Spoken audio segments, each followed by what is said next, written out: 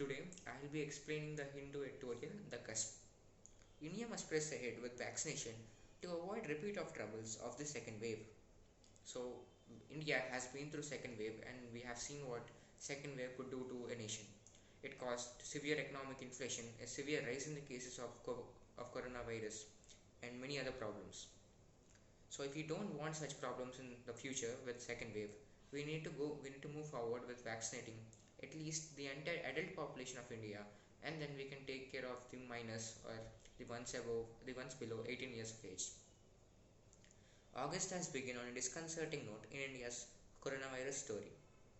So, since the beginning of August, that is since August 1st, the cases of coronavirus were high since then, and this marks an disconcerting or a disturbing moment um, at the beginning of the month.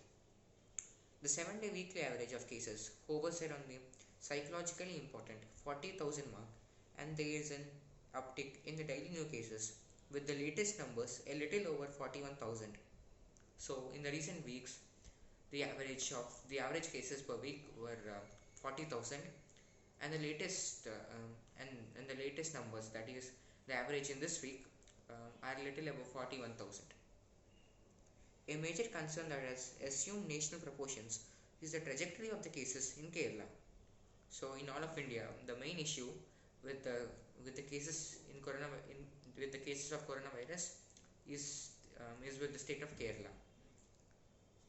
With nearly 20,000 fresh cases being added every day, it is of concern that a state with an admirable track record during the earlier wave is under siege now.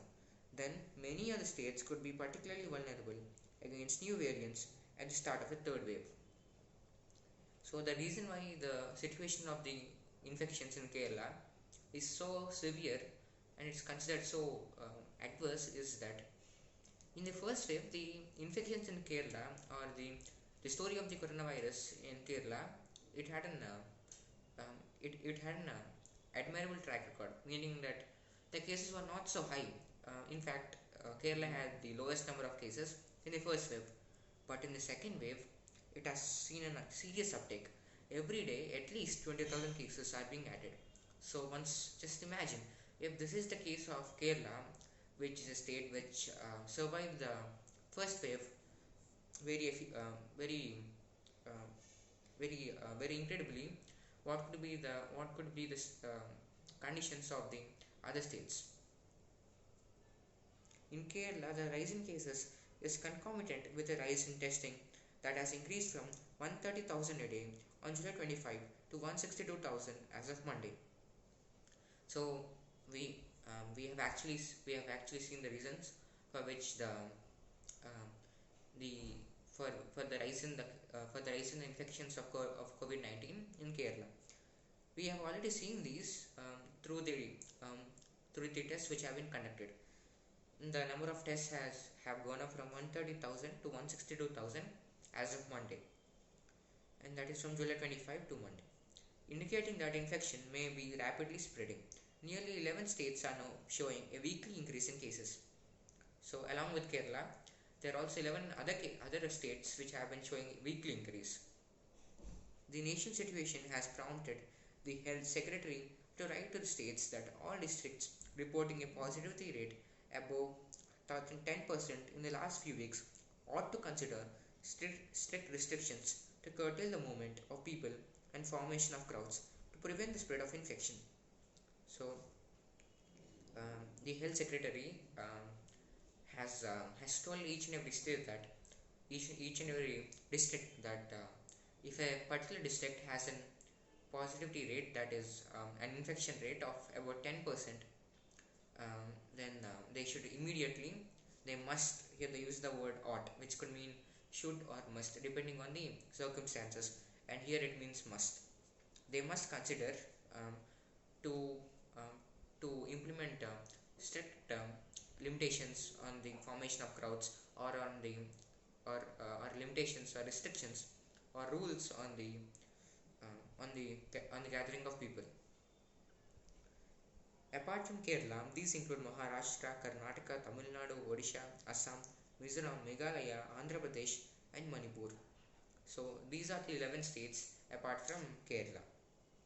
The Indian Council of Medical Research ICMR has also expressed concern that 46 districts are showing more than 10% positivity, while another 53 districts are showing a positivity between 5 to 10%. So according to ICMR, the entire out of the entire districts in India, 46 districts have been showing a positivity rate of about 10%. So yes, we are in huge trouble, and we need to, as the health secretary told to all the districts, they must consider keeping more rules on public gatherings. Another 53 districts in India have an positivity rate between 5 to 10%. The ICMR's flag waving comes in the context of the agency's fourth national serology survey, finding that nearly 40 crore Indians likely lacked antibodies to the virus and were particularly vulnerable. So, according to ICMR, um, the ICMR is showing concern in the cases uh, right now because its fourth national serology survey has proved that more than 40 crore people of India lack the antibodies which we need to fight the virus. Not defeating the virus, but to at least fight the virus. We don't, most of Indians don't have the required antibodies.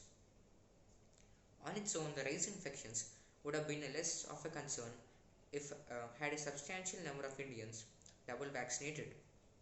So the vaccines like Covaxin and the other one, these two vaccines are to be taken under double dose.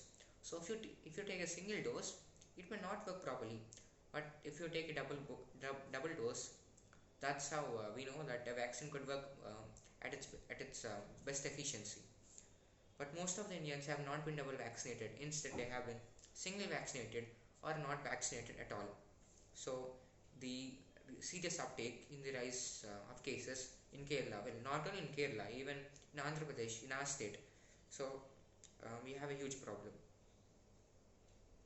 As in previous waves, the elderly continue to be the most vulnerable. Nearly 80% of the mortality was from these vulnerable age groups, and only 11% of the eligible adults have been fully vaccinated, which means significant numbers of the population are yet to get sufficient protection. So, out of the entire population of the people who are aged above 45 years, because India's initial aim is to vaccinate the entire population of India who are aged above 45, but we didn't even complete that goal, and we are on not even halfway there. We are 11% of the way there, 10%. India has so far administered 47.14 doses since the beginning of the vaccination drive in January. So the number of doses India has done since the beginning of January are 47.1 crore doses. Now that may seem like a lot, but when compared to the India's population and considering that each and every one should be double vaccinated, that is a very low value. The center has said it will vaccinate all adults, 94.4 crore approximately, by the year's end. This target requires a daily inoculation of 90 lakh to 100 lakh doses per day. So the center's goal is that by the end of this year, by the end of 2021, 94.4 crore should be vaccinated, and for that we need to achieve 90 to 100 inoculations or vaccinations per week. No, sorry, per day. For most of July, the average inoculations have ranged from 30 lakh to 60 lakh, and that is a very hard thing to achieve because in July per day we have only achieved about 30 to 60 vaccines. Now going to 90 to 100 vaccination is a big leap, and I don't know if we can do it. States whose districts are most vulnerable ought to be given more preference, and they should be accelerated campaigns to double inoculate the elderly. So yes, the districts which are more vulnerable, meaning that who have a more positivity rate, that is a positivity rate of 10% or above. These states obviously need to take more protection, and they need to make sure that all the elders in the states get double vaccinated. Every effort should be made to break the link between infections and hospitalization and deaths. So we need to everything that we can do to prevent people getting infected by the virus, or even worse, getting hospitalized, or the worst, death. Thank you.